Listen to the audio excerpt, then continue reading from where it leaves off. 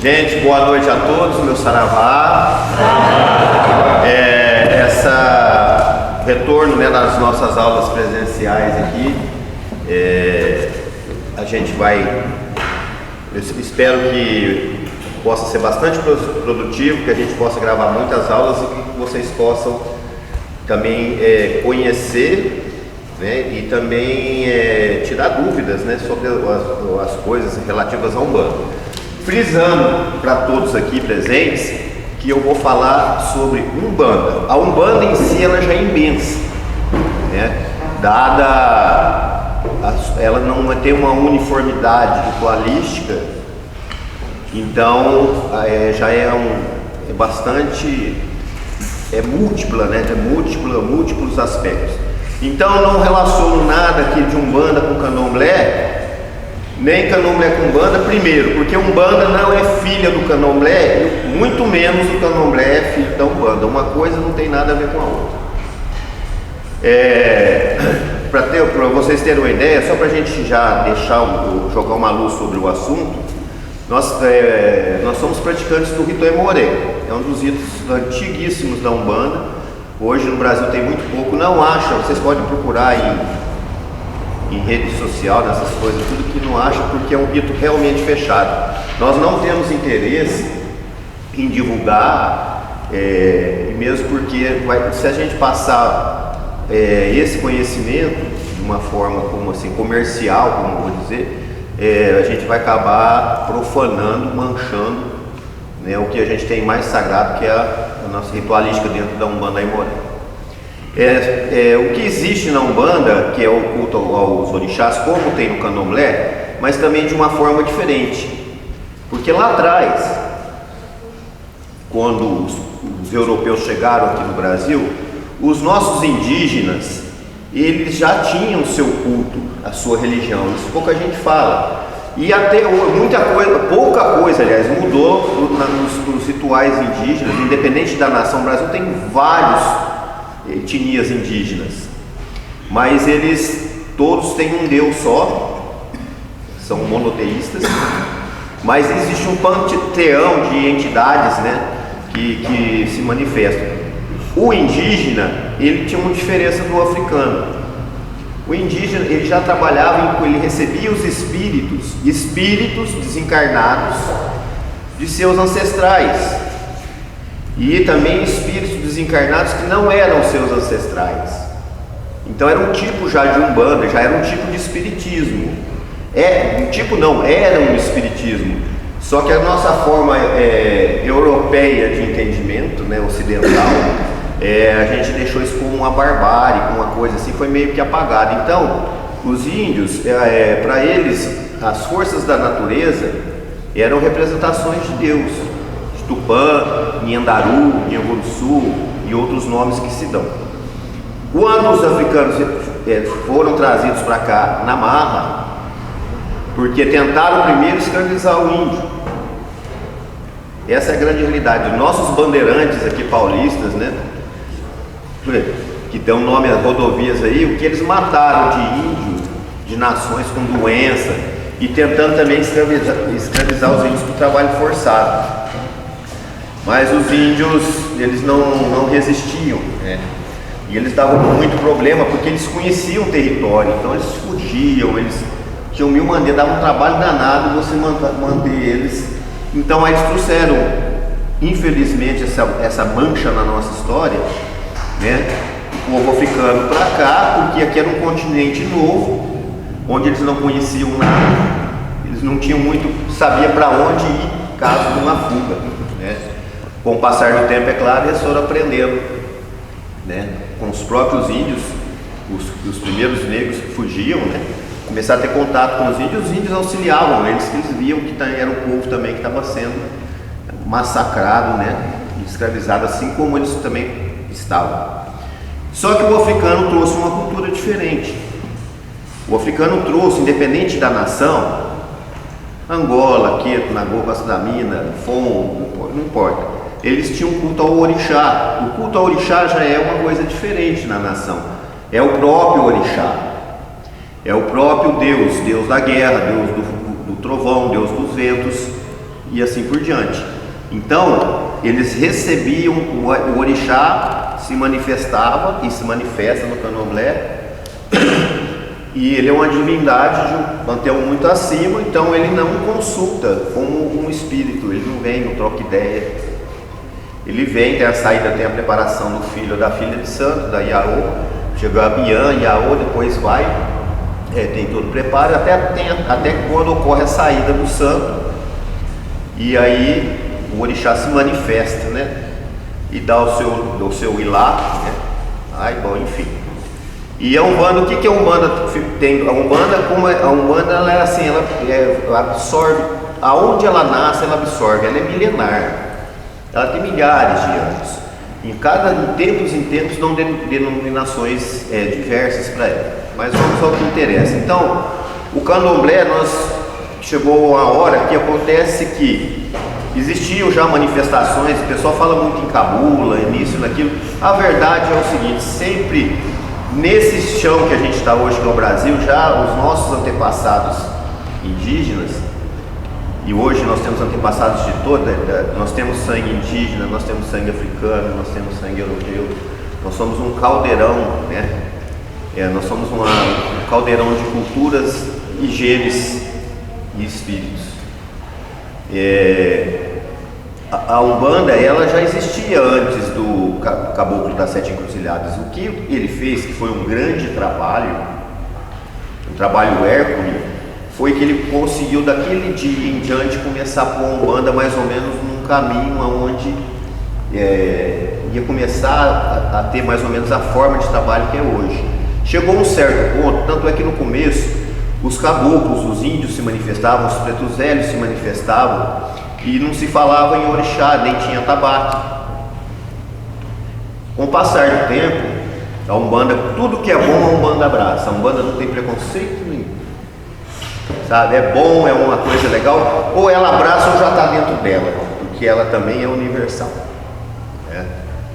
Então, o que acontece? Chegou uma hora que o orixá Malê, que é um guia, que manifestou, e aí foi sendo introduzido o orixá como uma forma da gente pegar aquilo que o índio não conseguia colocar e que o africano colocava muito bem, que era o elemento Deus dentro do seu caso, a parte do índio que fala o elemento da natureza, né, representação de Deus, com o próprio orixá representando um Deus daquele sítio natural, da cachoeira, né, do sol, do raio, do trovão, da guerra, dos caminhos, das matas. Então foi uma junção perfeita, e é aí que termina então a influência da Umbanda, que recebeu do candomblé. Nós não recebemos orixá, nós não fazemos sacrifícios, as oferendas nossas são diferentes do candomblé, né? E o candomblé, eu respeito o candomblé, sou raspado, fui feito no candomblé, e eu sou um homem de um caminho só. Então eu escolhi o caminho da Umbanda, retornei para a Umbanda, e na Umbanda eu estou, na Umbanda eu vou continuar a minha missão. Conheci, admiro, respeito o candomblé, respeito os babalorixá, que fazem seu trabalho de forma correta, mas ficamos por aqui agora na Umbanda. A aula de hoje, eu vou começar com uma coisa simples, mas depois na hora das perguntas vocês podem ficar à vontade para perguntar o que quiser, tá? Desde que, pergunta o que quiser. Não vamos pôr desde que não. Na Umbanda eu quero falar sobre 3 coisas hoje. Sobre a vela, coisa simples, a guia e a pemba. Por quê? Às vezes tem gente que fica a vida inteira dentro da Umbanda, que se envolve dentro da Umbanda e pega e não sabe nem por que pegou uma vela e acendeu.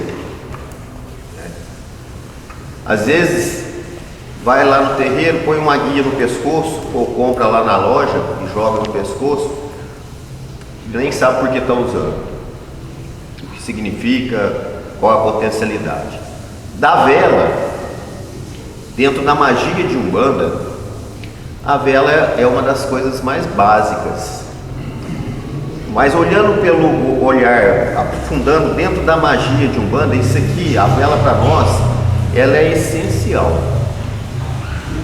Porque a vela, ela traz 3 aspectos dentro de um só. A vela para nós, ela representa o nosso marcador, tá? O marcador, o fixador e o condutor. Por quê? A vela, quando você pega ela numa intenção, e você põe uma vela, vou acender essa vela, e vou fazer um pedido, o universo, você se faz notado no universo, porque você está cometendo uma ação. Quando a ação, a magia é sempre verbo, ação, e toda ação gera uma reação. Então você pegou a vela, você fala na sua casa, num canto qualquer, dentro do terreiro, as velas estão acesas, você põe a vela lá, você passou, o universo já você é detectado pela sua existência no poder da magia. Então você está marcando a tua existência. Você pega essa vela, você vai praticar um ato magístico, tá? Então você marcou, você acende a vela, né? O que é a chama? Vamos falar de forma simples, vamos falar até de forma em relação à física. A chama, todo calor gera o quê? Energia, não é? E toda a luz afasta o quê? A treva. Então, a partir do momento que você acendeu essa vela, você está fixando, você vai fixar ali uma energia, tá? Você está entrando, você está fazendo a sua ligação de novo com o universo na questão. A luz se faz presente, a energia da vela está desperta. Então aquela vela, ela está pronta para que você fixe nela não só a sua atenção, como um sinal iconográfico para você olhar e se concentrar. Primeiro, o mais básico, é isso. Aí isso acontece naturalmente, tá? Acontece naturalmente. Só que a partir do momento que eu vou ensinando, aí vocês vão notar e vão fazer melhor ainda esse tipo de coisa. Então, você acende a vela, você vai fixar a energia. Qual que é a energia? Você vai pedir para algum santo auxílio? Se você for pedir para algum santo, você pode ter certeza que você vai fixar ali a energia daquele santo. Você vai chamar a atenção dessa entidade, não importa onde ela esteja. Você vai pedir para um guia de luz? Você vai pedir para quem te ajudar? Ou você vai acender essa vela para quê? Dificilmente a gente acende uma vela para agradecer. Difícil, né? Para fazer promessa a gente acende um monte, depois não cumpre nenhum. Se cumprisse a metade estava bom, mas não cumpre, nem a metade. Na hora que o bicho pega, nunca mais eu bebo, faço negócio, tá? Então ali fixou a energia que você vai trabalhar, ou trabalhar junto com essa energia. Se você acender, eu vou acender essa vela para o meu caboclo, para o Cacique Ubirajara, e vou pedir aí um auxílio para uma pessoa que está doente, que ela pega lá, o endereço dela é esse aqui, assim, assim, assim, essa pessoa nasceu no dia tal, assim, assim, o nome dela é tal, tal, tal. Peço a vós, meu Pai, ajuda para que possa ser restabelecida a saúde dessa pessoa dentro do merecimento dela, e mesmo que ela não tenha merecimento, o Senhor possa dar a ela uma oportunidade de, através da cura, corrigir seus próprios erros. Essa é uma forma de orar para alguém ficar curado. Tá? E imediatamente o que acontece? Essa energia, ela vai ser fixada. E aí quando você direciona através do nome ou através do pedido que você quer um emprego, seja em qualquer campo, que o seu trabalho seja um trabalho frutífero, que você não receba as más influências do seu trabalho. Qualquer coisa que você pedir, essa energia está fixada, e quando você pede, ela é conduzida ao seu objetivo. Essa energia, então, ela sai, enquanto a vela estiver acesa, gerando energia, o seu pedido está indo num fluxo contínuo para o objetivo a qual você a designou. Isso é acender uma vela. Parece ser uma coisa simples, né? Não deixa de ser, mas a partir de hoje eu tenho certeza que quando vocês forem acender uma vela, vocês vão pensar, né? Porque o que é? É um pedido, uma prece.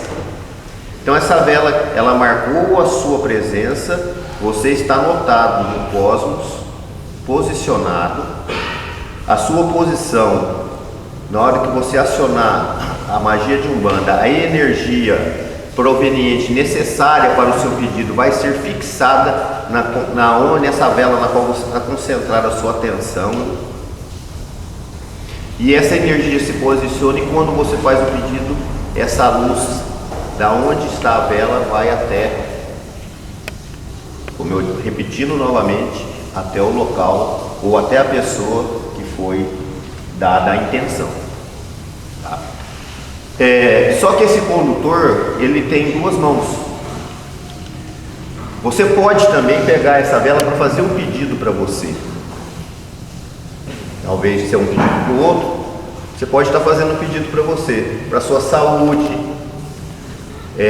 para alguém da sua família, do seu núcleo familiar, para o seu trabalho, um pedido individual.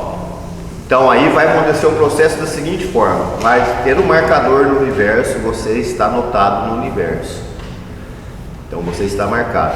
A energia vai ser fixada, tá? E a proteção que você vai estar pedindo, se você não pedir para ninguém especificamente, com certeza todos nós temos um mentor, uma mentora espiritual, temos nosso anjo de guarda, né?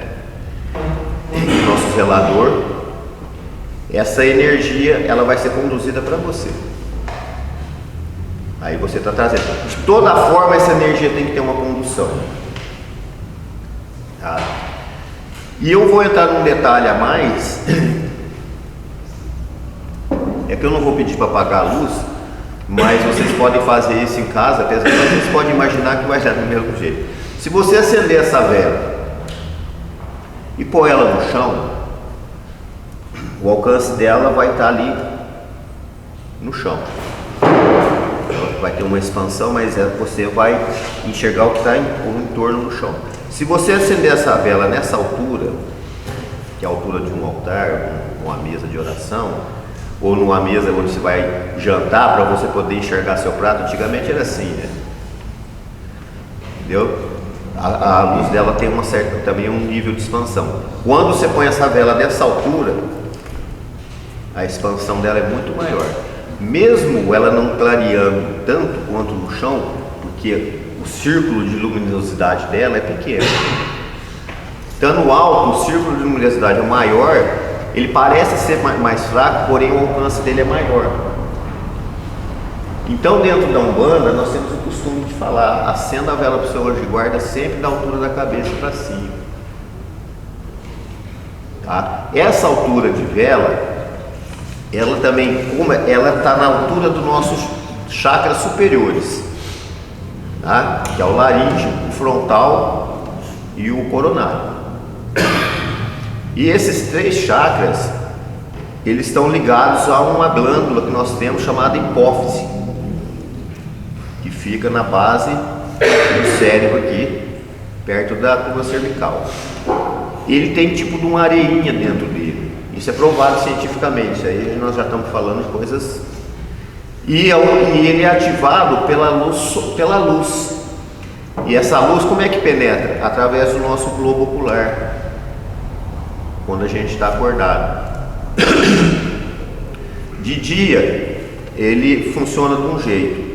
Na noite, ou num ambiente noturno com iluminação mais agradável, a tendência dessas da hipófise começar a dilatar.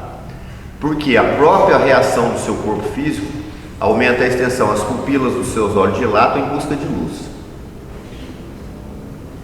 Por que elas dilatam em busca de luz? Para acionar a glândula pineal. E essa glândula é responsável pela nossa, não só pela nossa incorporação, mas por todas as energias que a gente tem e que a gente pode trabalhar elas em benefício dos outros.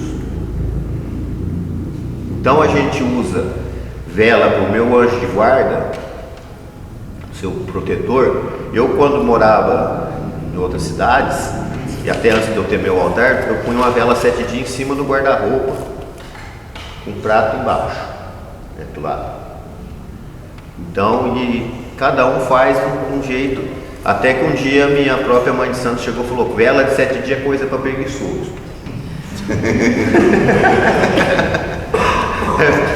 Porque você acende a vela, você até esquece de rezar. Se você fizer o voto de todo dia acender uma vela, você vai lembrar todo dia o seu pedido. E ela falava isso na lata, assim, filha de Xangô.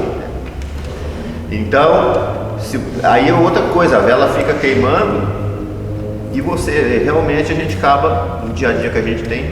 Então a vela, sempre quando você vai acender ela alta, é assim, é para alta espiritualidade. É para eu sempre falo que é aconselhável fazer isso quando você quer, assim, o que você quer? Quero harmonia na minha vida, quero harmonia aqui na minha casa, tal. Então acende a vela num lugar alto, vai harmonizar tudo, entendeu? Para jogar a sua luminosidade, a sua energia no ambiente. Tem outra coisa também que a gente não pensa, mas por espírito. Não existe parede, não existe telhado, entendeu? Nada.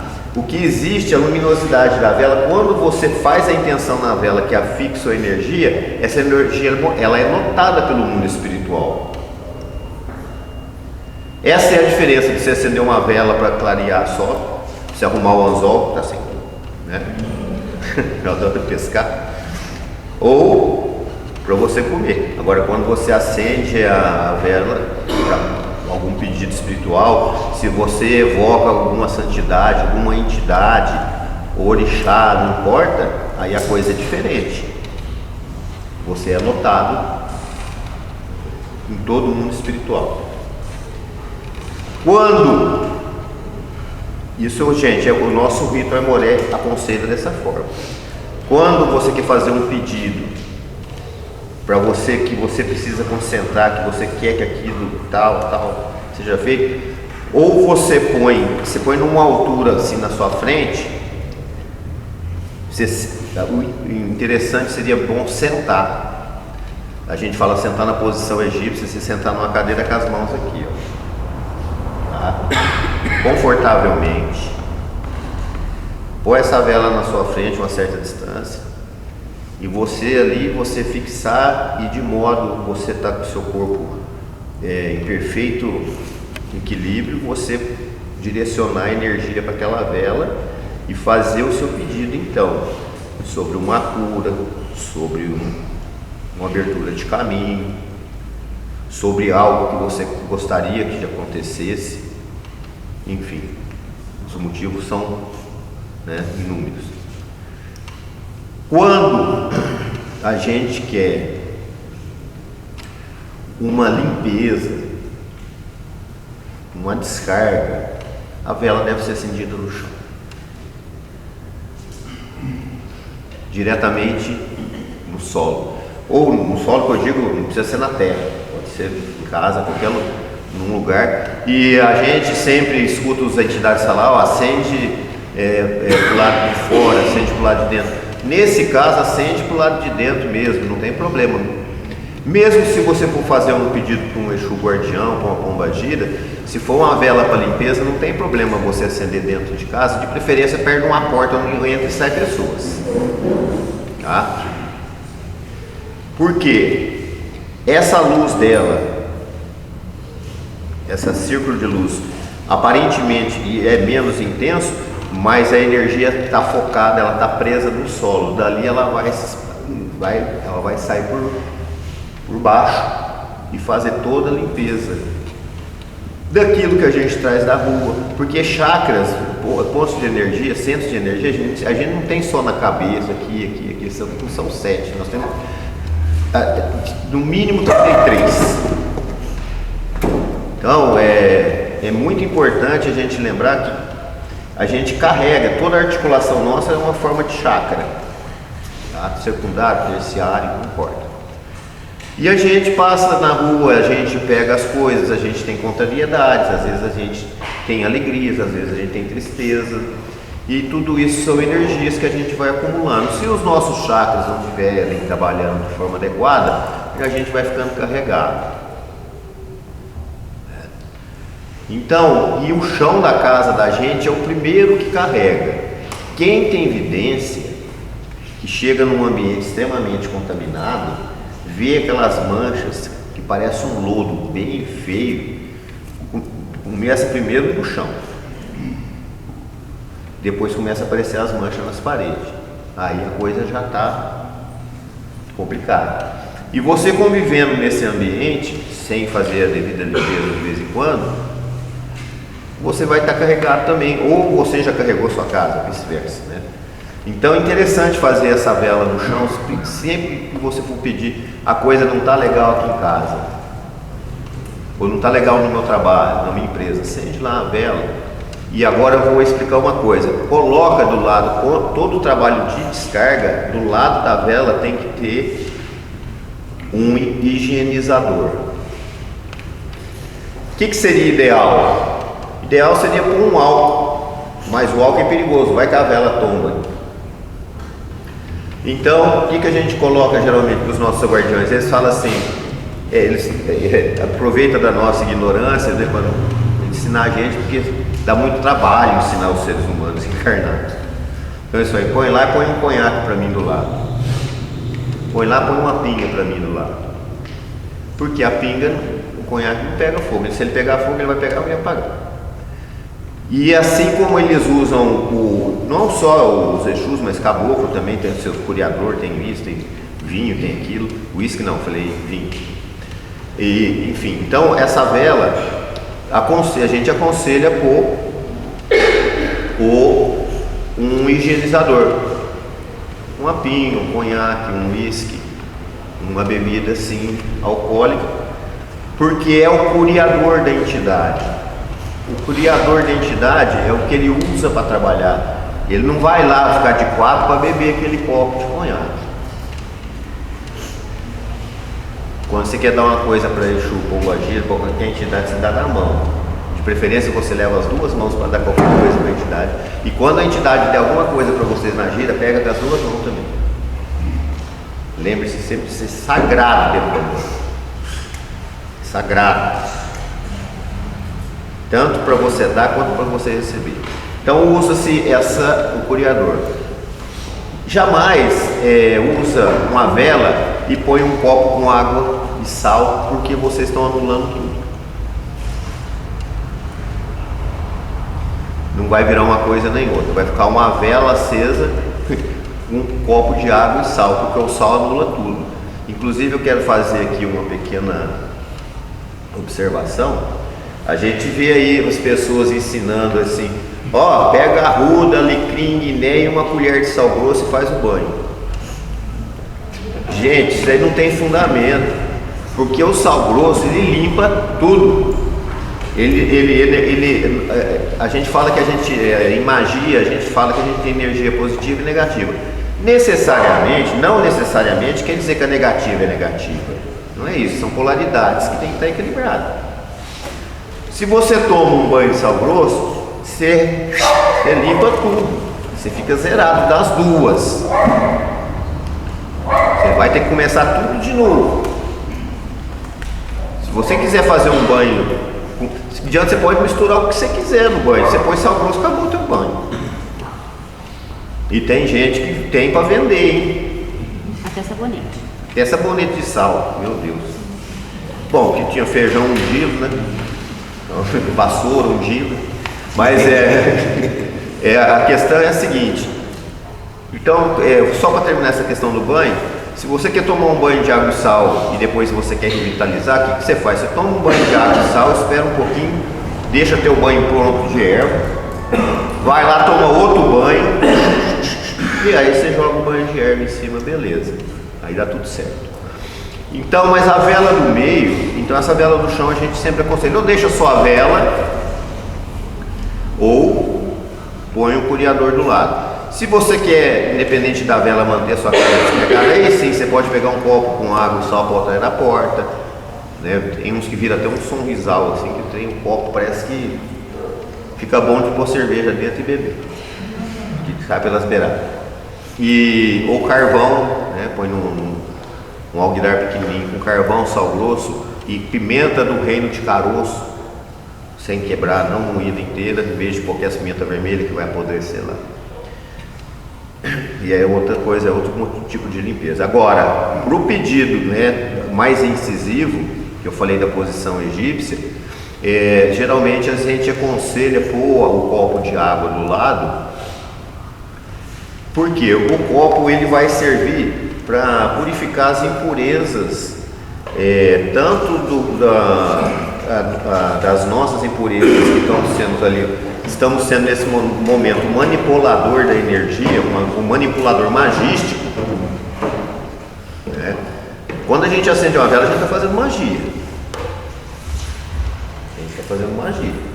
Então ali nós somos operador magístico, operador ou operadora magística. Então, quando eu costumo sempre pôr 2 copos de água, um de cada lado quando eu faço. Por quê? Um vai limpar, o fluido vai purificar a minha palavra, a minha intenção, e o outro vai purificar o que for necessário aonde está a energia sendo enviada, né? Onde a energia está sendo enviada. Então também é uma limpeza. Quando você quer fluir uma água para você beber,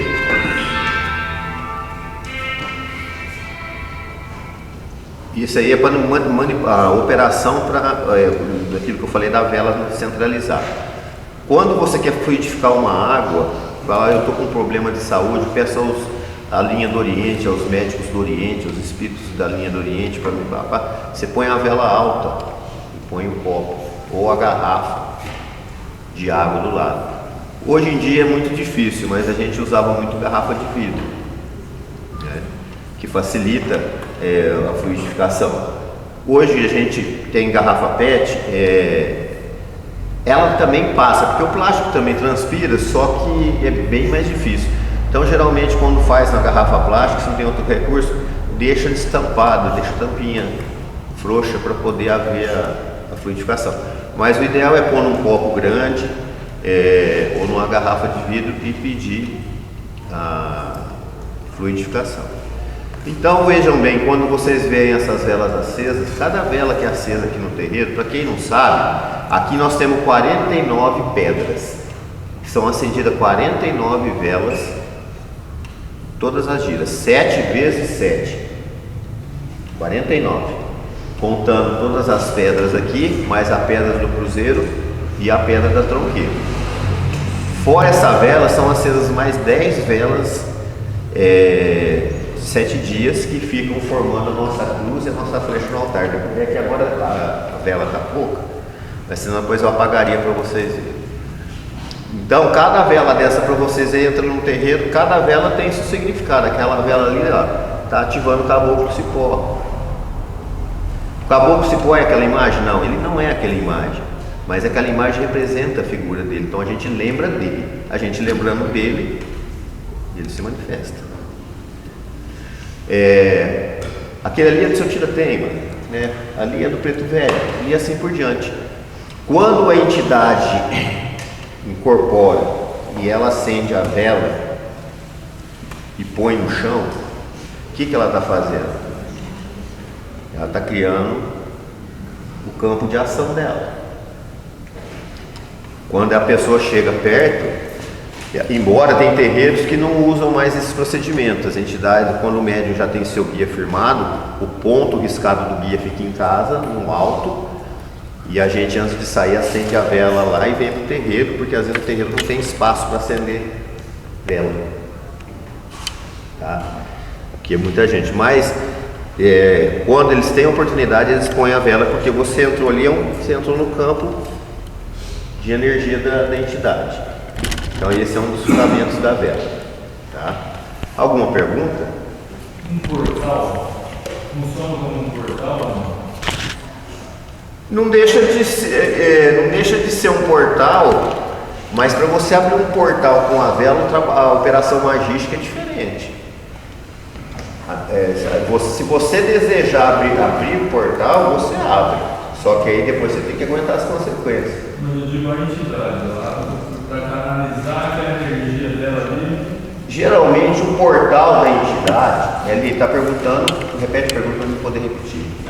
Perguntando se esse campo de energização que a vela faz, e que quando a gente recebe, vai receber o atendimento naquele espaço da entidade, se funciona como um portal de emanar energia também ali, ou é mais territorial? Não, ali é mais, ele está falando quando a entidade acende a vela, que se cria um portal ali, onde possa gerar energia. Não, até aparenta ser assim, mas vou te explicar por que não é.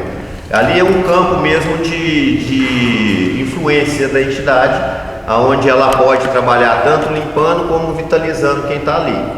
Agora o portal é aberto na abertura do trabalho. Cada orixá que a gente saúda, por isso que tem que ter abertura. Cada orixá que a gente saúda, salve Oxalá e campo um ponto, a gente abre uma chave. E a gira só abre depois de abrir 7 chaves. 7 chaves. Cada chave é um orixá. Essa é uma abertura. Tem várias outras coisas que acontecem. E quando a cortina é aberta, definitivamente a egrégora da gira, ela se expande, forma uma bolha, parece um mapa de cristal, que abrange o círculo e até as casas da vizinhança, por cima e até por baixo da terra, aonde a gente consegue evitar o ataque das entidades de treva no terreno para atrapalhar os trabalhos. Essa redoma, ela é criada através da egrégora. Como essa egrégora é criada? Quando a gente, ao mesmo tempo, quando o portal abre, a egrégora fecha. Então o portal ele é aberto na abertura dos trabalhos. Aí é aberto, por isso que tem hora de chegar e tem a hora de sair. Todo terreiro de Umbanda é assim. O terreiro de Umbanda, os médiuns tomam seu banho em casa, seu banho de defesa, acende sua vela com anjo de guarda, faz o preceito 24 horas antes, a gente faz até 48. Não pode ter, não deve, não é aconselhável ter relação sexual, não é aconselhável o consumo de carne, nem de álcool, muito menos de álcool. Evitar palavras pesadas, palavrão e tal, tudo quanto é tipo, é um preceito, é um preparo que você tem, toma seu banho de erva e vem pro terreiro. É assim. Claro, isso. Obrigado.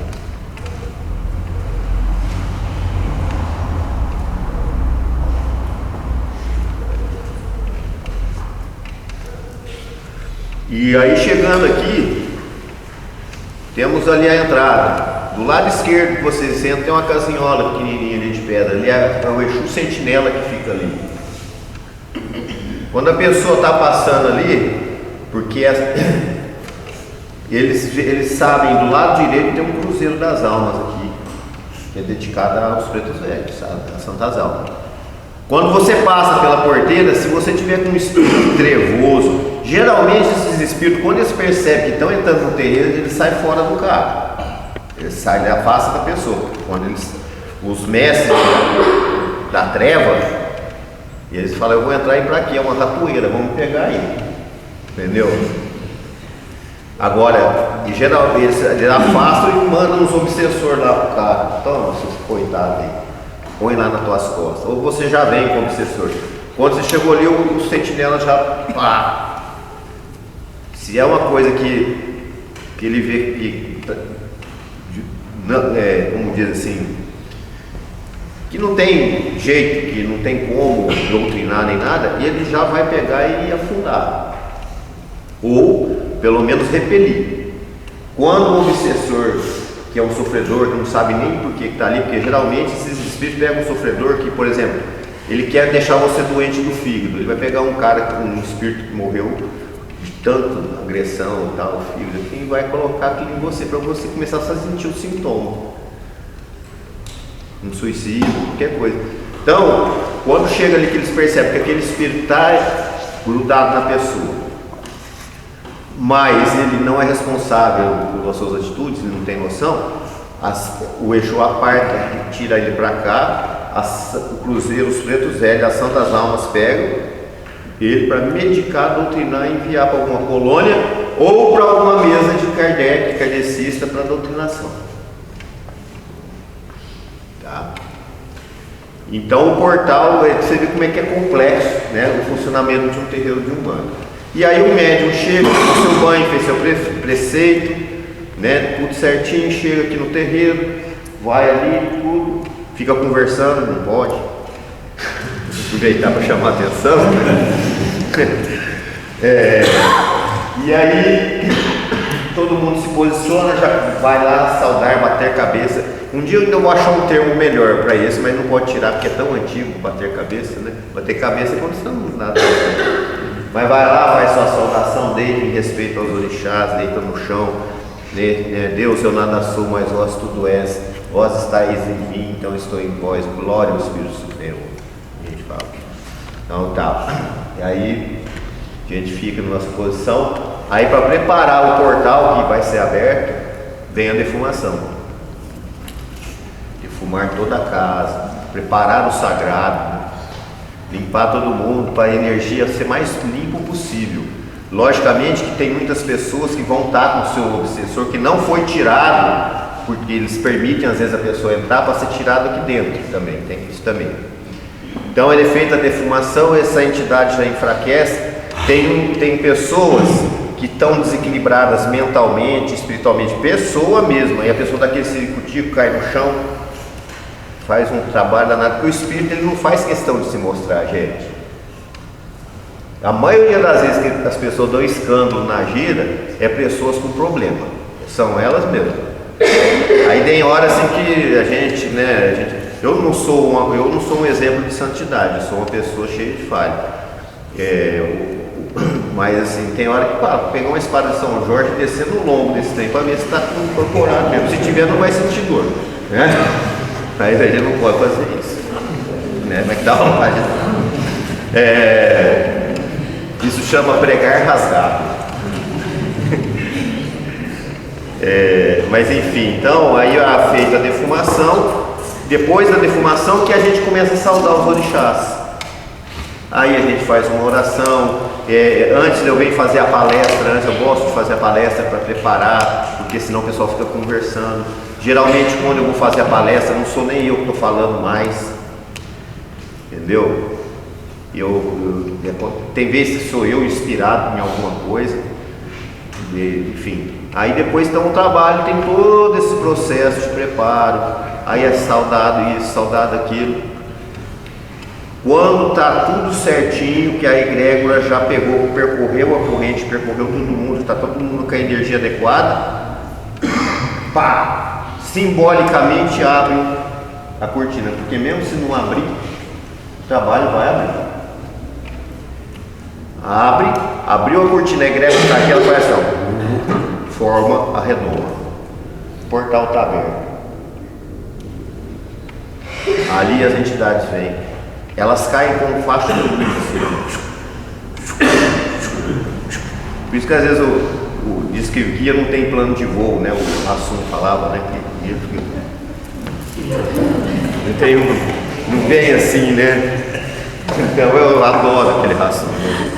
Ele fala que ele foi num terreiro de Saravá que falou assim, lá os espíritos não tem plano de voo, já chega assim, trombando. Você imagina, você está ali comendo, eu estou arrepiado. Outra coisa, tomara que seja coisa boa. Aí o médium novo está assim ali, até cantando, quando de repente ele. Imagina um facho de energia, chega e fala assim, ó. Tchum! O cara, porra, já cai, já vai, já assusta. todo mundo. Então o cara está ali quieto, né? Então, por isso que a gente prepara os médiums, né? Hoje em dia é essencial, a Umbanda começou meio que assim, os espíritos instruindo. Hoje a gente tem as instruções. Porque você imagina, nesses, sei lá, milhões de médiuns que já passaram, que desencarnaram, voltaram de novo encarnar, outros estão vindo hoje trabalhar espiritualmente nos terreiros. Desses milhões, quantos se perderam? Porque não tiveram instrução. Quantos ainda acontece até hoje do médium começar a frequentar uma casa, um terreiro, frequenta a casa 6 meses, 3 anos, sai, vou montar meu terreiro. Acontece muito isso. E a pessoa que não tem esse conhecimento dos manejos, porque não é só incorporar, se a Umbanda fosse só incorporar seria muito fácil. Antigamente era diferente. Hoje mudou muito.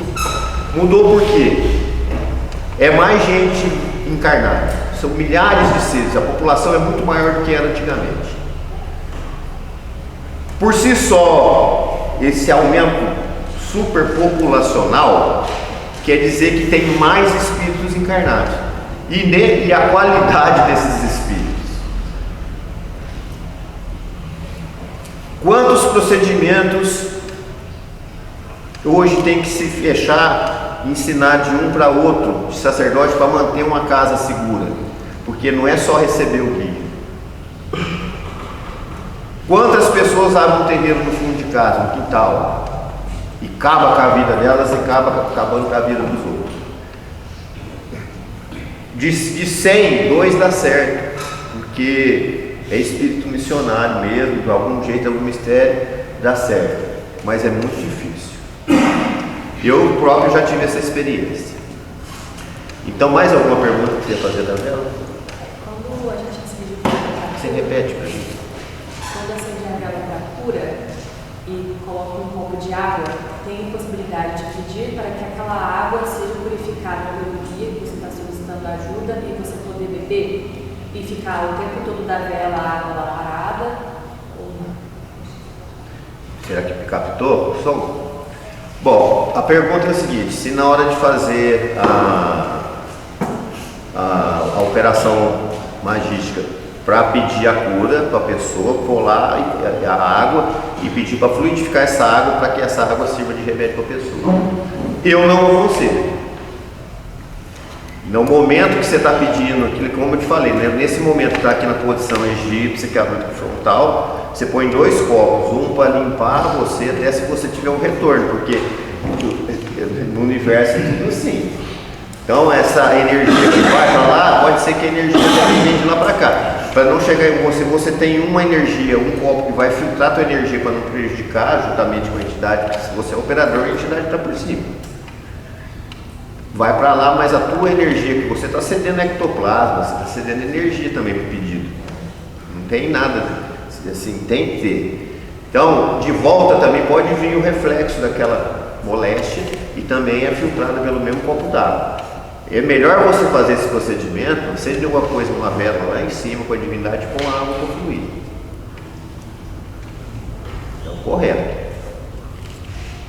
Tá? Pôr lá na frente lá do seu oratório, lá do seu congado, do seu PG, e aí você pede, ó, de tal, fulano de tal, que você siga um remédio. Pede, eu costumo pedir muito para os médicos do Oriente e buscar boa, todas as entidades, até Exu, todos. Mas eu gosto muito de pedir para a linha do Oriente. Mas faça isso, põe um copo alto. Mas nesse caso da água fluidificada, para o seu próprio uso, para remédio nosso, por exemplo, eu quero pedir um remédio para o meu uso, que eu estou precisando, vou acender uma vela, colocar uma água para fluidificar para mim beber. Essa foi a pergunta. Não, para você beber, e até se você quiser fluidificar para alguém beber também, desde que a pessoa aceite, né? Sempre no álcool. A dúvida é, você comentou que não que é obrigação, mas que sugere que no dia antes das 24 horas não tenha acesso e a gente sabe que as entidades manipulam as energias, né, do positivo negativo, através dos médicos, dos seus médicos, presente ou próximo. Obrigatoriamente, a entidade entidade precisa da bebida alcoólica para trabalhar, fazer uma implantação dessa bebida? A entidade, a bebida alcoólica para a entidade é o seguinte: você na Umbanda, no kardecismo, por exemplo, o trabalho é um trabalho de doutrinação, um trabalho de cura. Tá? Então você está sentado, você não usa o seu sistema motor do não é sistema motor que fala. Agora eu não me lembro, mas sei que ativa as duas partes do cérebro, simpático e parasimpático. Quando você trabalha na mesa, você trabalha sentado, entendeu? Você trabalha praticamente só com os chakras do plexo cardíaco para cima, tá? E quando o espírito, tanto é que na doutrinação você pode falar para o espírito um monte de coisa e ele fala, não, eu aceito. Só que ninguém tira ele dali, assim, ele pode sair dali e ficar lá fora. Na hora que a pessoa sair, ele vai lá e vai ter até enquanto ele não tomar consciência da situação dele, ele não vai deixar de ser obsessor. Na Umbanda é diferente. Pelo volume de pessoas e pelo posicionamento que a corrente fica, o uso da bebida ela é necessário como higienizador, tanto para a entidade incorporada quanto em benefício de quem está na gira. É lógico que acontecem excessos, por isso tem que se ter a magia. Tudo é complicado, até mesmo numa mesa de incorporação, numa mesa de doutrinação e cura, é complicado, porque tem médium que abusa também de outro jeito, sem uso da bebida, mas às vezes com o uso da arrogância, com o uso da prepotência, prepondo julgamento sobre o espírito ao invés de auxiliar. O uso da bebida, ele tem que ser, por isso que a Umbanda tem que ter escola, porque a gente tem que explicar que a bebida, eu já tive casos, não tenho hoje, mas na corrente, né, atualmente, uns anos para cá não vi, mas no começo eu tive casos com médico que vinha no terreiro praticamente para beber. E ficava ruim, levava couro, a gente chamava atenção uma, duas, na terceira a gente mandava embora. Vai pro boteco, você vai lá, você vai ter seus companheiros, né? Aqui não. Então o uso da bebida, muitas entidades têm bebida no ponto, mas não bebem. Tanto eu já tive passagens que eu tenho algum problema assim de saúde, ou eu estar fazendo alguma obrigação, de o meu Exu vir e só beber água. Aí quero água. Ué, qual o problema? O Exu não tem. A bebida de Exu, sabe qual é a principal bebida de Exu, gente? Água. Para quem não sabe, a tronqueira de Exu não pode faltar água. Esse negócio de pinga, não sei o que, isso é tudo. Então, mas há muitas vezes sim a necessidade. Primeiro, geralmente o consulente da Umbanda ele não fecha a matraca, ele não senta e se concentra. Ele senta e fica conversando, olhando o celular disfarçado. Eu nem sei nem por que vem muitos deles aqui, sinceramente, né?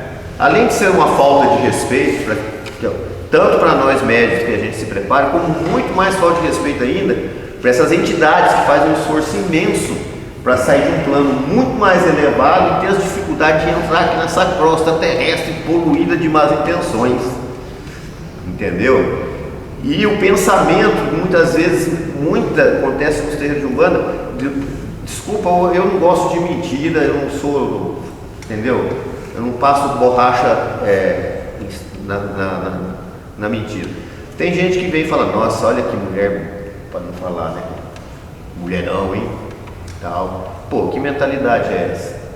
Tem outras também que falam, nossa, que gato, hein? Sabe? Então você imagina como é que limpa isso? Uma das formas mais eficientes é o higienizador. A gente defuma, né? Se a gente terminasse a defumação e o consulente ficasse no seu banco, presenciando a gira e já fazendo ali seus pedidos, na assistência do terreiro está cheio de socorristas, espíritos que parece que tem enfermeiros, tem preto velho, tem tudo quanto é passando no banco, um por um, vendo que a pessoa tem um problema de saúde, já vai preparando. A gente é cheio de feridas, às vezes, no espírito, cheio de miasma andando na gente, entendeu? Que a gente pega por aí. Chega aqui, eles vão fazendo um trabalho aqui antes de começar. Mas não, a pessoa fica conversando e tal, acontece isso. Então, às vezes, é necessário. Agora, já falando, terminar a parte do portal, porque um assunto puxa o outro, né? Mesmo porque é assim. Na gira da esquerda do Exu já é diferente.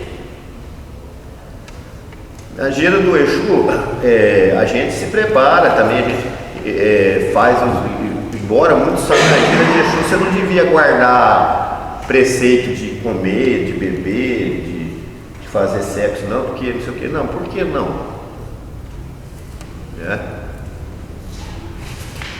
Você tem que estar com o teu corpo no jeito ali para ele usar melhor a energia. Então, só que na gira do Exu, ele não exige e ele não gosta que defuma. Porque o Exu vem para meter o grampo mesmo. Ele vem para pegar o espírito, o obsessor, ele vem para resolver. Se você defuma, você espanta todo mundo. Na gira de Exu, até o Exu que fica na sentinela ali faz assim, ó. Deixa eu entrar. Você me enganou, hein? Cara esperto, né? Então, o espírito entra assim, ó. Sai assim, ó. Né? Então, ele fala, não usa defumação. Aí é feita a abertura, mas o portal é preparado da mesma maneira. Na gira de Exu, o sacerdote que for tocar a gira, ele tem que vir aqui antes da gira e fazer a egrégora. A gente vem antes, mexe os pauzinhos, conversa com a turma, falou os grandão, chega aí, ó, vou precisar de vocês, hein? Tal, e a gente se prepara. Aí quando abre a cortina acontece o mesmo processo. E a egrégora de Exu, ela é mais rápida porque o consulente ele quer ficar. Pode parar na gira de Exu, fica todo mundo assim, para abrir logo. É sério. Eu olho na cara das pessoas, as pessoas falam assim, que hora vai começar isso aí? É desse jeito. Pergunta? Deixa eu perguntar sobre a vela. Muitas pessoas falam assim, porque a vela queimou, chorou, a vela não queimou. Tem algum significado, né, Nathalie? Tem, ela queimou. Porque às vezes a pessoa fala, a vela chorou. Se eu te contar que tem gente que me manda um zap 3 horas da manhã com uma foto, olha a vela minha, como é que eu falo, meu Deus.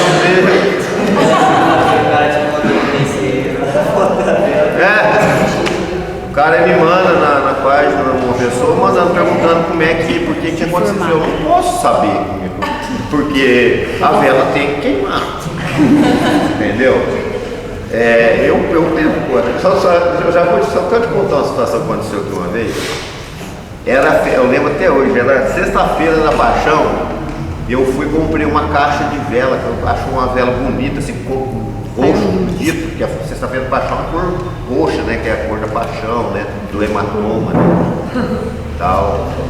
Eu achei que ela era barata, a vela, nossa, meu, cadê essa vela? Não sei se tem gente aqui aí. Nossa Senhora. Você tava, sem demasiado. Deus me livre. Essa vela assim. Apagava a vela por óleo.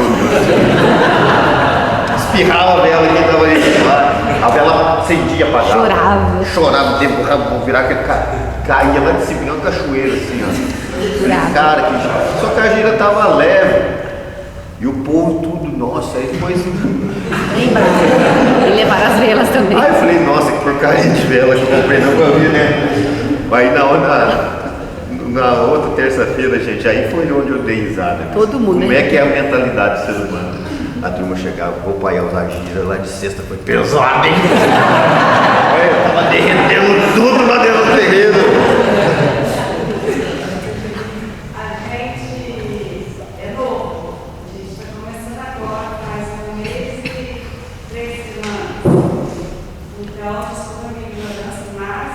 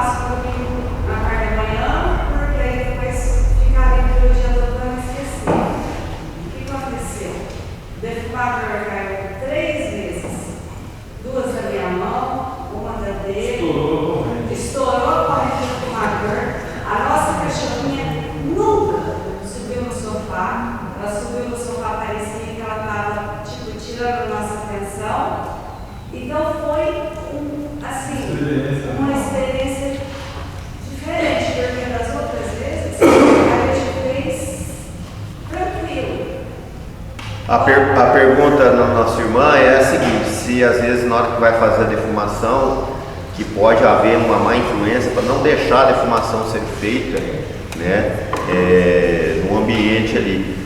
Pode ter sim, interferência sim, né? Muitas vezes o espírito ou o obsessor ou que está ali, né, naquele ambiente, ou ele está ali, ou ele por algum motivo ele foi para lá com alguém, enfim, e geralmente quando acontece isso é porque na casa já tem morador, né? Aí tem que fazer uma defumação mais forte.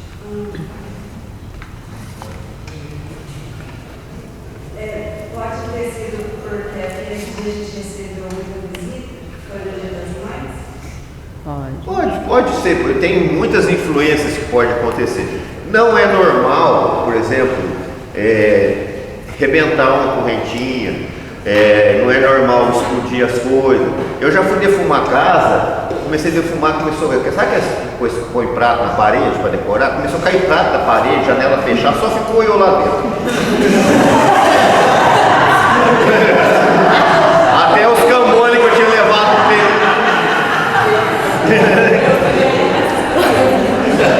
Até os camões. Então é raro, mas acontece. Aí eu aconselho sempre, gente, antes de fazer uma defumação, ainda eu vou fazer uma aula só sobre defumação, mas quem sabe, deixa eu só vir aqui. Mas vai mais um pouquinho, que eu vou ter que encerrar daqui a pouco. A defumação, sempre a gente aconselha, antes de fazer a defumação, quando você já está desconfiado, a gente desconfia, as entidades avisam a gente. Você fala, eu vou defumar a casa. Se você fala, estou precisando defumar, é porque tem alguém lá falando assim para você, defuma aí, cara, né? Entendeu? Aí, o que você faz? Não custa nada, eu não falei que sal limpa tudo? O legal, para você enfraquecer, neutralizar bastante energia da casa, deixa um negocinho daquele. Dilui um sal fino e asperge na casa. Antes, espera um pouquinho e você inicia a defumação. Aí, se a coisa estourar mesmo, aí você pode correr pro terreiro. Aí eu designo alguém para ir lá limpar. Agora tem uma pessoa que falou para mim, você tem que vir. E eu não tenho, já pensou se eu fosse ir na casa de todo mundo? E eu como sacerdote, eu vou quando a pessoa tem um problema de saúde, muito assim, aí a gente procura ir, mas eu não tenho como ir defumar a casa de todo mundo. Mesmo porque na Umbanda a gente não vive da religião, a gente não cobra trabalho, por exemplo, a pessoa chega e fala, mas 500, 1.000, a gente não cobra, eu tenho minha profissão, aliás não tem uma, não, que uma não dá, tem 3. Eu mexo com peixe, mexo com boi e mexo com remédio. Então de 3 está dando assim meio salário. Então a gente tem que trabalhar, eu não tenho assim toda hora ir para fazer as coisas, mas enfim. Fazer a defumação, uma vez a pessoa insistiu tanto comigo, falou, eu vou lá, não acende o defumador. Aí eu fui lá, tal, falei, cadê as tuas coisas? Trouxe tudo, carvão bonitinho, peguei o álcool, aquele álcool de limpeza 42, você nunca vai acender essa defumação. Não é espírito não, isso aqui é aquele álcool lá, o álcool tem que ser no mínimo.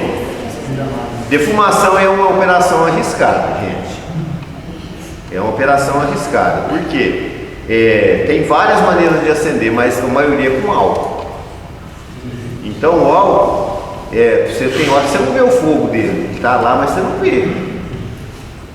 E já aconteceu o caso da pessoa catar aqueles que vêm em casa de erva. Eu gosto de pegar uma lata daquelas de Nescau, furar assim, amarrar um arame, aquilo lá não tem melhor. Agora aquelas que a gente compra, que é de alumínio, que lá o fogo esquenta o alumínio. O negócio cai no chão, entendeu? Uma vez que eu num tapete de uma sala, eu olhei e falei, é persa? Fazer o quê, né? Casa de gente, né? Bom, enfim, mas o álcool é assim, você tem que, o que você faz? Pega, tem que ter ventilação, faz uma latinha, tá? Põe um arame mais ou menos essa distância assim. Na hora que põe a lata, se você furar, não fura embaixo não, deixa um tanto assim.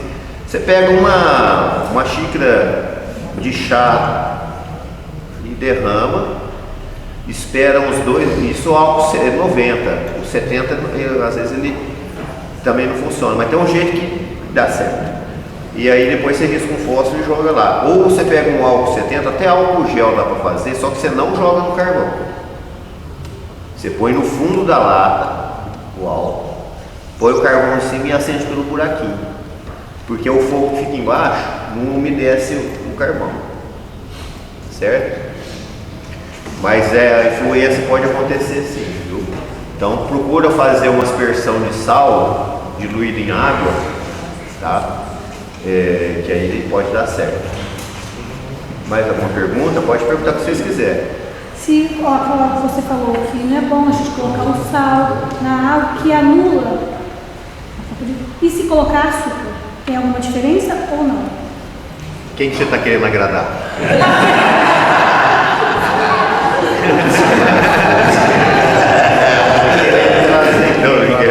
Não, é um procedimento magístico. O açúcar a gente usa na questão da água quando a gente quer.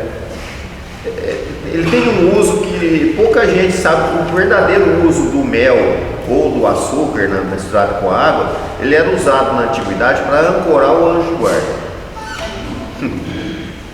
Para que o anjo de guarda ancore em você. Então, principalmente o mel, mas o açúcar também é usado. Então, quando hoje se usa para você, se você quer a simpatia de uma pessoa, você usa o açúcar. Para se você chegar a voltar ao ambiente, eu vou fazer uma entrevista de trabalho, vou pôr essa água com açúcar aqui para que a pessoa se sinta bem comigo. É uma operação magística. Para cura não serve, mas para um procedimento de você chegar, ser bem aceito num lugar, às vezes fazer a pessoa perder uma má impressão de você. Tem gente que é tão turrona que você vai gastar 1 quilo de açúcar, mas na hora dá certo. Mas é um fundamento. Agora, quando você quer uma proteção do seu anjo de guarda para viajar, por exemplo, mistura um açúcar, põe lá uma vela para proteção, meu anjo está juntinho. Antigamente era água com açúcar e água com mel.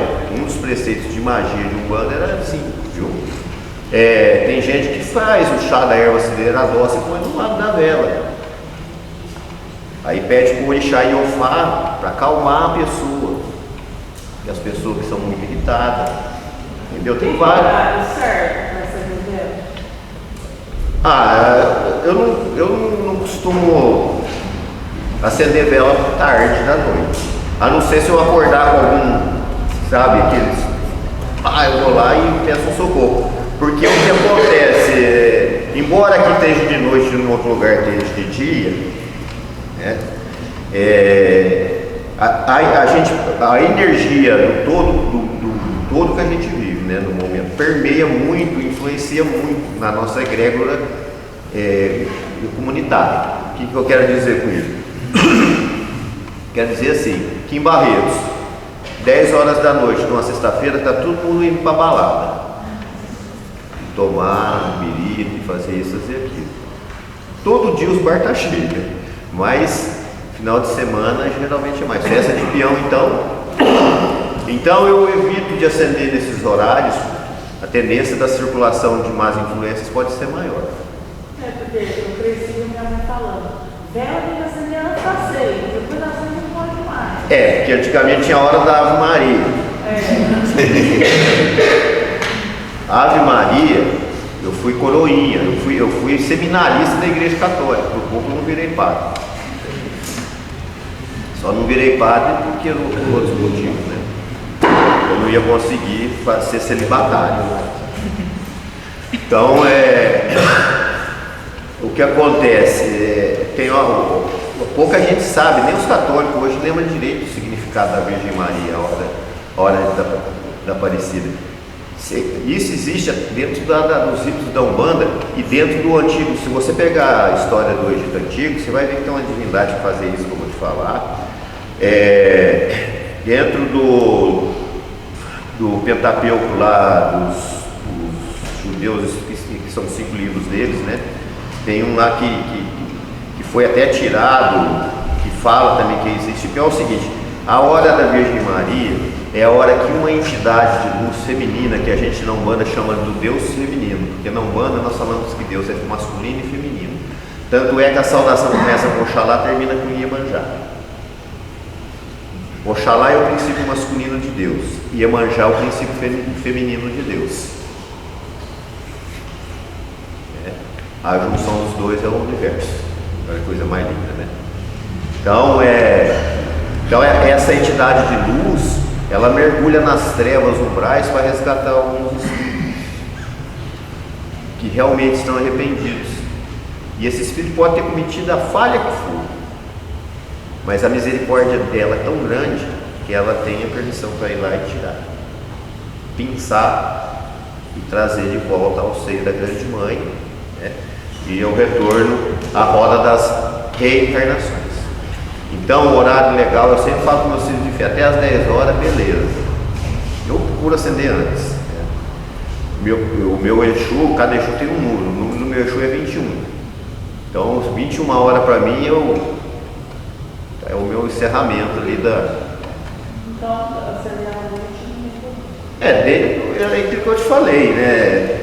A gente esquece muito de uma coisa. A gente, na hora de acender uma vela, você deve perguntar com a vela na mão assim: eu vou acender essa vela, devo acender ou não? Sim ou não? Não espera uma resposta, olha, devido às atuais circunstâncias, não. Você vai perguntar sim ou não. Se vier sim, primeiro é sim. Se vier não, primeiro é não. Não fica negociando com a espiritualidade, porque você está doido para acender aquela vela. Aí você fala sim ou não, e não, você fala, poxa, vou perguntar de novo. Tá errado. Eu falo brincando, gente, mas eu falo ensinando, porque, por exemplo, aquilo que eu aprendi, eu não estou ensinando nada de novo. É lógico que cada um que vai desenvolvendo dentro da religião, a gente vai adquirindo experiências diferentes, tá? Por isso que essa que você falou, a tua pergunta já abriu um leque. Eu ensinei até como acalmar algumas pessoas aí, né? O que influencia você ter algum tipo de entidade como o seu orixá? Porque eu era de outra casa, em outra cidade, e eu tive que fazer o preceito de uma semana, tomar um banho e tudo mais, para descobrir qual era o meu orixá. E o que isso influencia na pessoa? Para descobrir o seu orixá? Isso. Então, aí que entra a diferença entre a Umbanda e o Candomblé. No Candomblé, o que acontece? No Candomblé você começa, você chega lá no Ilê, começa a fazer seus preparos. Isso aí deve ser uma Umbanda meio misturada com o Candomblé, não sei de onde você veio. De Votuporanga, era. Então talvez seja uma mistura, assim. Porque tem muita gente que toca Candomblé e toca Umbanda também. Aí quer pôr as coisas do Candomblé misturado com Umbanda, não dá certo. Ou tem gente que toca Umbanda, teve um pé no Candomblé, quer misturar as coisas do Candomblé sem ter autoridade dentro do Candomblé para fazer as coisas que faz. Então, respeitamos o Candomblé com as autoridades do Candomblé, respeitamos a Umbanda com a autoridade da Umbanda.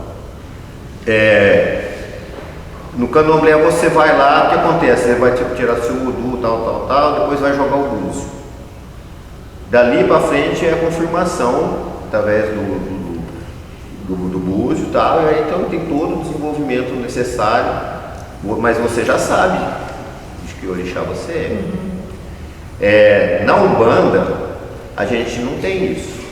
Embora a gente respeite, a gente pegou muito isso do Candomblé, a gente tem uns negócios lá que a gente faz, é complicado, mas também não é sempre que dá certo, né? Não é nada de oráculo, porque na Umbanda não tem búzio, não tem runa, nada. Na Umbanda hoje está se usando muito o tarô, mas como forma de terapêutica, que já é a parte, não é dentro da Umbanda, mas o tarô terapêutico é outra coisa. Mas tem uma forma de um cálculo zodiacal que a gente faz que é diferente do cálculo normal que as pessoas fazem. Por exemplo, se é o signo tal, então estava lá no horizonte isso, assim, aquilo, sol não sei na onde, lua para lá, blá, blá, blá. Aí tudo mais, o cálculo que se faz para achar o planeta regente ali não é o cálculo normal que faz para o mapa astral. Ele tem umas variantes, e ali vai e fala, não, o orixá não é esse aqui, é esse aqui. Mas na Umbanda, na verdade, o orixá seu é aquele que você amar. Sabe? O orixá gente, porque o que acontece? A pessoa tem uma devoção, a gente não tem quizila, não tem um problema. Por exemplo, a gente põe uma vela para Xangô e põe uma para Ogum. Né? No Candomblé, um exemplo simples, às vezes não pode ter essa proximidade. Né? Tem coisa que pode comer, tem coisa que não pode, dependendo do seu orixá. Por isso que às vezes tem a regra de alimentação, tem isso, tem aquilo. Na Umbanda não tem isso. Na Umbanda, quem vai determinar? Primeiro que você vai chegar no terreiro, o guia-chefe do terreiro. E na Umbanda, no nosso rito, guia-chefe de terreiro é caboclo ou cabocla, preto velho ou preta velha.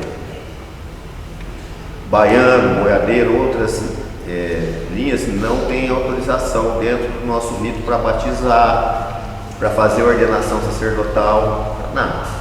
É diferente, é outra linha auxiliar. São linhas tão importantes mas são as linhas ancestrais da Umbanda, caboclo, preto velho e criança. Depois veio o Exu e formatou então a cruz, né? Então, na Umbanda, assim, o guia-chefe chega e fala para você, ó, teu guia, teu orixá é tal. Mas isso pode ser que lá na frente depois, quando o teu guia, teu mentor, teu guia de cabeça chega e faz as obrigações, faz os recolhimentos necessários, na Umbanda você tem que se preocupar com o seu guia. Aí a entidade chega um dia e fala assim, não, minha filha, você não é de Oxalá, você é de Ansan. E às vezes, a maioria das vezes é um orixá que o médium ama. Eu sou fã de Oxóssi, mas não nasci no dia de Oxóssi. Você vai saber, cada orixá tem um horário do dia, um dia da semana. Então, na Umbanda gira 7 linhas na nossa coroa mediúnica. E o que eu sempre ensino para meus filhos, eu passo para todos vocês, é o seguinte: para nós na Umbanda, o orixá está muito longe da gente. Porque você vai entender ele pela concepção da Umbanda, ele faz parte da corte celestial, que está lá perto de Olorum, de Zâmbio, nós chamamos de Espírito Supremo, ou Inhandaru, né? Ou Tupã. Então ele está lá em cima. Quem que vem te acolher aqui? Antes de você nascer, antes de cada um de nós nascer, a gente se encontra lá num lugar, ou às vezes a gente está lá para baixo, né? Ou às vezes está num lugar melhor, a gente, o caboclo, quem eu vou fazer isso, eu vou resgatar isso. Você tem que arrumar aí vem lá o anjo lá e fala, você tem que arrumar um tutor para te acompanhar nessa missão. Quem vai te acompanhar? Aí chega, eu sou o caboclo pena verde, eu vou acompanhar essa moça. Eu vou ser o pai de cabeça dela. Aí você incorpora, começa a trabalhar no bando. Poxa, você tem que agradecer, fala, Deus, obrigado por esse cara ter abraçado a minha encrenca. Entendeu? É esse que você primeiro, depois de Deus, é esse que você tem que amar. A sua preta velha que chegou primeiro, seu caboclo, é amor. Umbanda é amor, Umbanda não tem confusão. Então, se você fala, nossa, eu amo o Oxóssi, eu vou cultuar o Oxóssi, cultua o Oxóssi, não tem problema. Mas faça pelo menos a coisa correta, né? Antes de tudo, um umbandista sempre tem que ser ponderado. A gente tem que ter ponderação, tem que fazer as coisas com bom senso. Né? Tem gente que gosta de sair na rua com o pescoço puxado de guia, não sabe nem para que precisa. Falar nisso, a guia vai ficar para a próxima aula. Mas é isso, é a Umbanda. Foi bom essa pergunta para a gente dar um fecho. Então eu falo para você o seguinte: teu orixá, ele está dentro do seu coração, como Deus também está dentro de você. Agora a pessoa que você tem que dar valor agora é o espírito de Deus está te conduzindo nessa vida, cada um de nós. O meu caboclo, no meu caso é o caboclo Birajara, tem outros que são filhos de Preto Velho, e assim por diante, porque eles estão tentando, sabem dos nossos erros, têm um compromisso com a gente nessa vida de tentar instruir a gente, mesmo a gente contra, fazendo uma série, derrubando, né? Então eles são amor puro, tá? Tem uns que é emboscado com a gente, que nem o meu Exu, nós somos emboscados, aí não sei o que nós fizemos aí para trás, nós estamos juntos de novo. Mas meu pai de cabeça é o Caboclo Birajara, é isso, a Umbanda é isso. Então se você adora São Jorge, adora Ogum, poxa, vai lá, saúda Ogum, põe uma guia, manda consagrar uma guia para Ogum, mas deixa a próxima aula para me falar como é que é. E é isso. Resumindo, é isso. Eu espero que... Tem mais alguma pergunta? Eu fiz. Pois não. Quando eu sei que eu sou umbandista? Porque a gente cresce dentro da religião católica, na maioria das vezes. Meu caso. Marxismo, primeiro crisma, enfim. Quando eu sei, eu vou saber que não, eu sou de fato umbandista e talvez não vai ter a vergonha e o receio de falar lá fora qual sua religião, eu sou umbandista. Então começa daí. Porque infelizmente é chato isso, a gente tem preconceito em todo lugar que a gente vai. Eu vou te falar uma coisa, você vê, eu tenho, bom, também em Barretos, eu nasci aqui, morei em vários lugares do Brasil, várias cidades, mas sempre todo mundo em Barretos me conhece. Mesmo as pessoas, o problema, o preconceito é a gente que gera, viu? É o medo de você falar. Vai te falar assim, eu tive lá daqui. Eu vou lá. Aí se eu fosse você falava assim, você tá com vontade de ir, não tá? É porque o pessoal fala assim, uma coisa tem que ir, porque tanta gente. Então, isso aí olha o tamanho que tá a pulga atrás da orelha, gorda desse tamanho assim, tá até dobrando a orelha, o tamanho da pulga, agora tá uma bola, é lustrosa. Não, mas você percebe, a gente percebe que realmente é umbandista, não é só quando a gente perde o medo, não, porque tem muitas vezes que a gente, às vezes, frequenta o terreiro, mas por causa de preconceito no trabalho, às vezes depende do trabalho, fica sem jeito de falar pro chefe que é umbandista. Pega um pastor, tem um filho tem chefes que são de outra religião, mas na verdade você percebe que você é umbandista quando você se emociona com a palavra do Preto Velho, entendeu? Que você vai tomar. O umbandista não é necessariamente um médium de incorporação, sabe? Criou essa visão na Umbanda que para ser umbandista tem que estar vestido branco, não é? Já pensou se todo católico fosse padre? O freira, né? Então é isso, o fato de você ir e professar a sua fé, se você se sentir bem no ambiente, você já é umbandista. A partir do momento que você passa a preocupar com o seu irmão, você já é umbandista. Entendeu? Que você leva uma dura e você e fala, nossa, realmente eu tenho que mudar meu linguajar, porque a entidade falou assim que eu tenho que mudar. Então, Umbanda, eu sempre falo que Umbanda é amor, sim, que é uma coisa que vai entrando dentro da gente. Embora as pessoas queiram cultuar de outra forma, necessariamente Umbanda é aquilo que nos traz conforto. Tanto é que na nossa concepção, a palavra Umbanda significa, sabe o quê? Para nós significa Deus. É só um Deus. Quem é esse Deus? Banda de cá, banda de lá, somos nós. Né? Tem até os guias que chegam e falam, salve sua banda. Então, Umbanda, Deus conosco. Banda, somos nós. Umbanda, Deus conosco. Deus com a gente. Então, assim, Umbanda é esse conforto. Você sabe que tem alguém que está olhando por você. E mesmo você não vendo essa pessoa, você acredita que ela está ali, está te ajudando. Isso aí é a fé.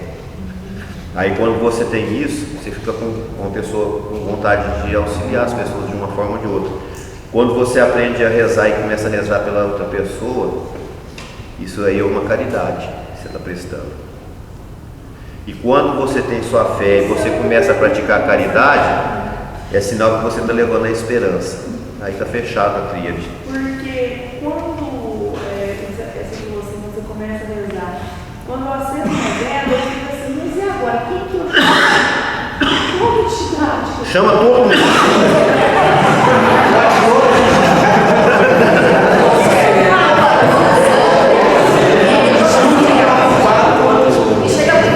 Depois que aconteceu o milagre, você agradece todo mundo também, que você não vai saber quem é. Tá, gente? Obrigado. Eu espero que nós tenhamos mais aulas, tá? E anotem suas dúvidas para a próxima aula. Sem ser nessa segunda, provavelmente na outra a gente está de volta. Tá certo? Espero que vocês tenham gostado. Saravá. Deus abençoe. E vamos fazer, depois de terminar aqui, eu vou fazer um Pai Nosso.